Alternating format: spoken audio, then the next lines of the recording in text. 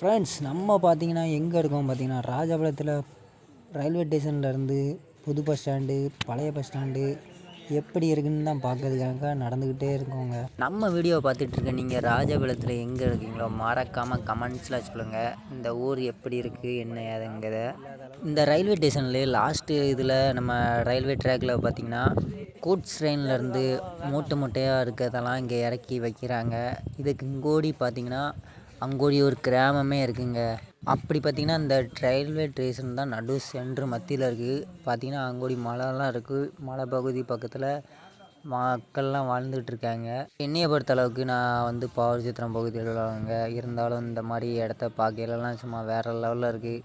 Railway ஸ்டேஷன்லேயே வாழ்ந்துடலாம் அங்கே கூடிய condition கூட இருக்குங்க. அடுத்து பார்த்திங்கன்னா நம்ம ரயில்வே ஸ்டேஷன்லேருந்து நடந்து வந்து பழைய பஸ் ஸ்டாண்டு எப்படி போகிறோங்க அதுக்காண்டி நம்ம அத்தை பையன்களை கூப்பிட்டு வந்து நடந்துக்கிட்டே இருந்தோங்க. அப்போந்தாங்க பார்த்தேன் கேசர் வண்டி நம்ம சைடு மட்டும் ஃபேமஸ் இல்லைங்க.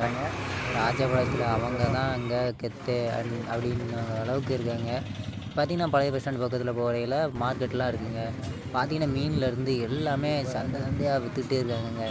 எல்லாமே இருக்குது. ஆனால் பார்த்திங்கன்னா பழைய பஸ் ஸ்டாண்டுக்குள்ளே ஒரு கடை கூட இல்லைங்க. அதே மாதிரி புது பஸ் ஸ்டாண்டுக்கு போனோம்னு வச்சுக்கோங்க, அங்கே ஜிபே வசதி கூட இல்லாமல் இருக்குங்க. இவ்வளோ பெரிய ஊரில் ஜிபே வசதி இல்லாத ஒரு வருஷமாக இருந்ததுங்க. இது பழைய பஸ் ஸ்டாண்டில் போகிற இடத்துல பார்த்தவங்க மீன் மார்க்கெட்டுங்க சும்மா வேறு லெவலில் ஓரமாக அங்கே பார்த்திங்கன்னா இப்போ பார்க்குறது பழைய பஸ் ஸ்டாண்டு வேறு லெவலில் தான் இருக்குது. பட்டு இங்கே பஸ் அவ்வளோவா உள்ளே வர்றதுக்கு ரொம்ப இடைஞ்சலாக இருக்குது. டிராஃபிக்கு வெளியாகவும் உள்ளே வண்டி வர மாட்டேங்குங்க. லோக்கல் பஸ் மட்டும்தான் உள்ளே வந்து போகுதுங்க. சரி நம்மளும் கிளம்பிட்டு இந்த பழைய பஸ் ஸ்டாண்டை பார்த்துட்டோங்க. பார்த்தது ஒரு மகிழ்ச்சி என்னென்னா கேசர் பஸ்ஸு மறுபடியும் 2வது பஸ்ஸாக தான் பார்த்தேங்க. வேறு லெவலாக இருக்குது. அப்படி பார்த்துட்டு நடந்து போனாலும் கேசர் பஸ் தாங்க வருது. என்ன தான் பஸ்ஸு ட்ராவல் இருந்தாலும் பஸ்ஸில் போகிறது ஒரு ட்ராவல் தாங்க. ஏன்னா ஒரு இணைப்பை கொடுக்குது. ஒவ்வொரு ஊருக்கான இணைப்பை கொடுக்குறது பஸ்ஸோட இது. அப்படி பார்த்திங்கன்னா நம்ம பழைய புது பஸ் ஸ்டாண்டுக்கு நடந்தே வந்துட்டோங்க.